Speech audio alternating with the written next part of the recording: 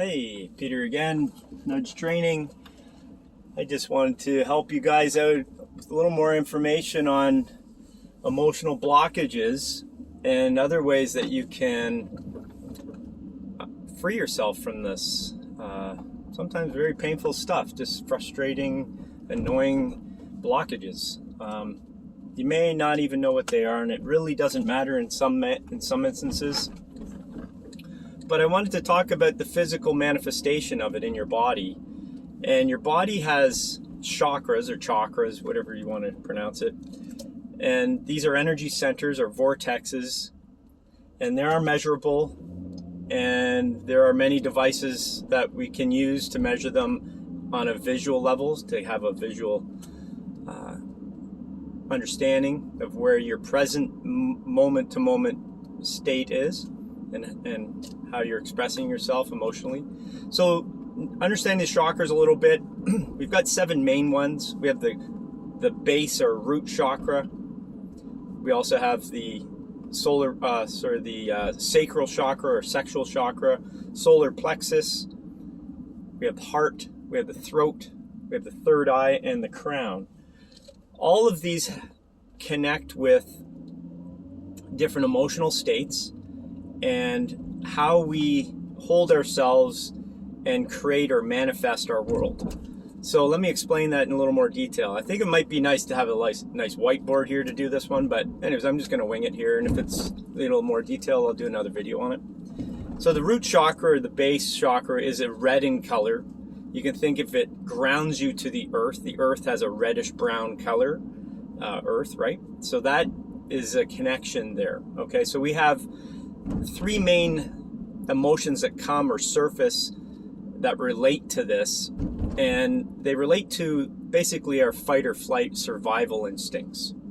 So we have sustenance, we need food, we need shelter, and we need, in this present state of the planet, we need money.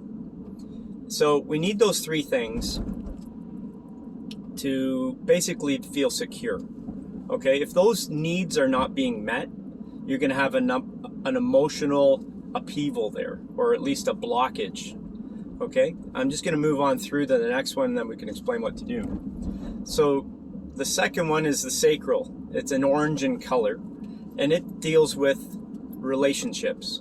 Okay, so the relationships in your life can be intimate, it can be just general, it can be family, it can be a number of different reasons how relationships come into your world, but it's how we interact with this part of the world.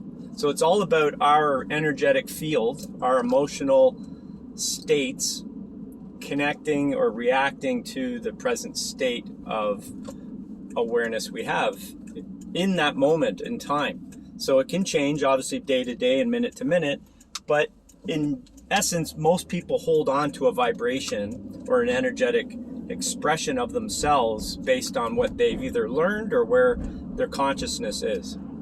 Okay, I know it's a little deep, but it's what it is. So then we have this sacral chakra that has to deal with relationships. So it's how you are able to connect with others, essentially. Okay, the next one is our solar plexus. And this is our will, or our power center. You've probably heard of your power center in martial arts. It connects you with your breath, the diaphragm. And the breath is everything in life. It's your center, it's your core, it's your being of will, your power center, okay? How do you feel about yourself? Self-confidence, these types of things. So it's an inner connecting point. It also manifests everything, all these vortexes or chakras I'm talking about, or energy areas, relate to the outer world, but also relate to the inside. So your digestive system, and things like, I can go into a little more physiology with these things, but let's just talk of the emotions at this point. Then the next one is your heart, and that's pretty self-explanatory. Are you openingly loving, or are you closed and not expressive of your love? I'll get into the planetary ascension and how that connects to these vibratory energies. But for now, I'm just going to describe them a little bit. The next one is your throat. It's really just your expression verbally and how you take in information through through the vibrations of sound and the throat, this throat chakra. So if you're feeling choked up, you're really not able to express, right? You might be sad, you might be not able to find the words, whatever it might be, but this is your throat chakra. Then we have the third eye, which is your vision, your imagination, your creativity comes through visions in your mind. Okay, this third eye connects you to this inner world of visualization, inner world of creativity. It's this self-expression. And then we have the crown. The crown would connect you to the greater part of this universe and connecting you to those subtle energies that are present to us all the time or not, depending on how open you are. So chakras are part of our physical manifestation, but in an energetic source. And I say that physical because our body and our world around us individually will manifest based on how these chakras are functioning. And functioning meaning they could be blocked, like the beginning of this video, the titling of these videos is about removing blockages. So what's really a block? It's really a way to understand how you are relating to the planet, how you are relating to the planet in all of these areas. And we may have been, brought up in a scenario. Look, we all have shit, by the way. So don't ever think you're perfect and that you don't have shit. Everybody's got shit to deal with, and we're all put into situations when we're birthed into a unit, a family unit that we have to make sense with, and we can feel like that situation's doing us, or the planet is doing us, or life is doing me, but we all have this shit that we've got to deal with. And it's really coming to terms with that one that, our past is the past, and you can't change that. You can only go forward. So it's making sense with that, but it's also dealing with forgiving your past and letting it go. Let all that stuff go, because that stuff is just, if it's still presently here, you're going to keep manifesting the same stuff. All right? So blockages are essentially resistance to you wanting to make change. You wanting to, say, make more money, but your root chakra that I mentioned is, sustenance, food, shelter, and security, or in this world is money. So if you don't have any of those needs met, you're going to feel very blocked and very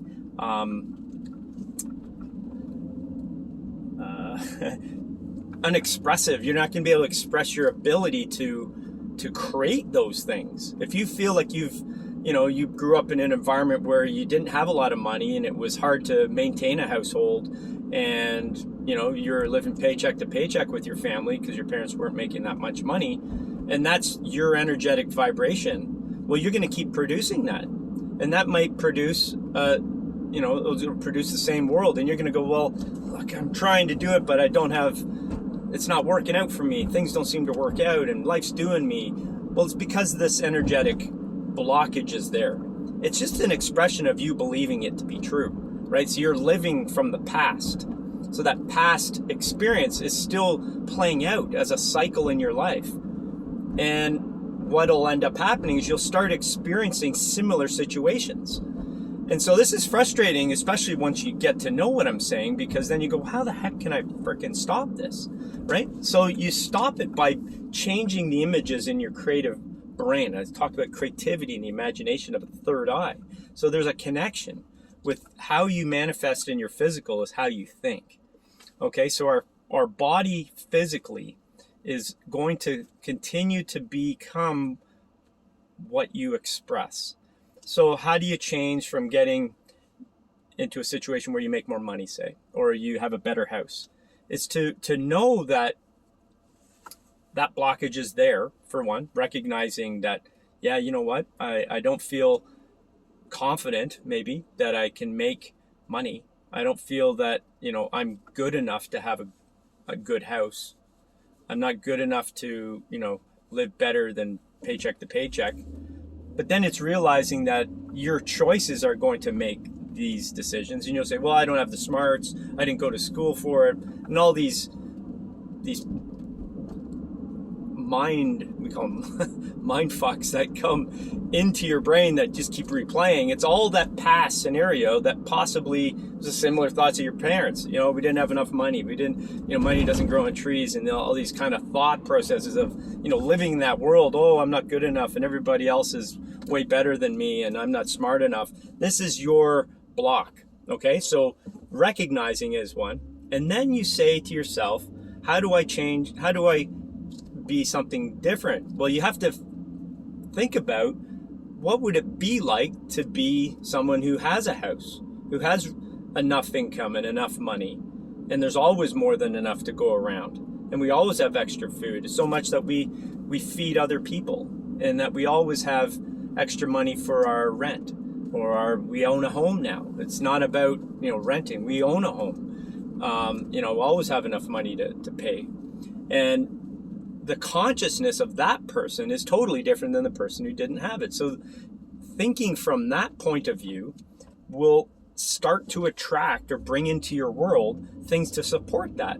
It sounds real magical and fluffy, but it actually what happens. So if you can take yourself into a mind vision, an imaginary scene of you in that place, that would obviously be a future place, having already acquired that type of lifestyle and what it would feel like and be like, and ingrain this into your new psychological expression, right? So that would be somebody with confidence and feeling, yeah, this is fine. This is just what it is. I've been living like this for years. It's the way I am now. I changed. I'm all good. I'm smart enough. I have money in the bank. I have money coming to me all the time in many different ways. You can think of it in any way that works for you, but you don't have to think specifically. You just have to feel what that feels like. So that expression becomes you. So the trick to doing that change is actually every time we fall asleep, we have an opportunity to create a new day. And I can guarantee you, if you fall asleep with this new expression of self, you're going to see crazy synchronicities and manifestations come to you without your doing. You don't have to do anything. You'll wake up the next day and someone will come to you with an opportunity. Now, in the past, you may have said, I'm not good enough. I can't take that. I'm not going to be able to make that business work. I don't have the smarts for it. And that's where you, in the past, would have just not even considered it. But now you have a new perspective. Now the choice is yours to jump on that new opportunity, where in the past you would have probably thrown it away or not even considered it. But now it's there. Now you have a new perspective, and now you can jump on it, and what will come into play is all your blockages. So you're going to say to yourself, I don't think I can do this. There's going to be a moment you're going to have a fear-based emotion, not love, fear-based emotion, and you're going to have to overcome that. Okay? You're going to have to be present with yourself and consciously make a better decision. It's going to be scary sometimes. So you may have heard this if you've ever gone into a business deal, is that you've got to if you've heard of burn the boat. So burn the boat means, you know, you've gone to a new place. Let's just say you're traveling from Europe to North America, and burning the boat means you're not going back. You're going to do whatever it takes to make a life in this new place.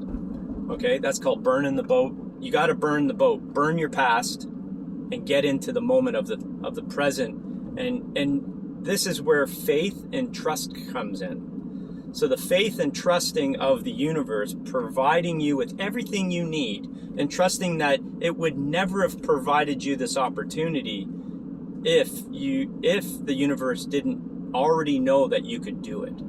Okay, that is a hard thing to overcome, but all of us have to do it.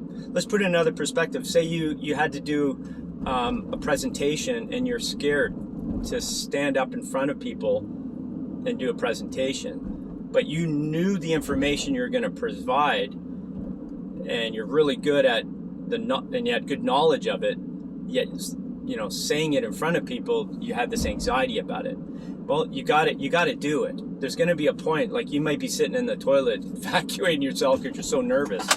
But at the same time, you may also say to yourself, you know what? It's do or die kind of thing, right? It's like burn the bridge, burn the boat, I mean. So it's a test, right? We all have to go through these tests, these points in time where we have to say, you know what? I trust. I have faith in the greater universe to provide everything that I want and need, okay? And that is always true, okay? It's just we have these blockages that are in our past holding us back. So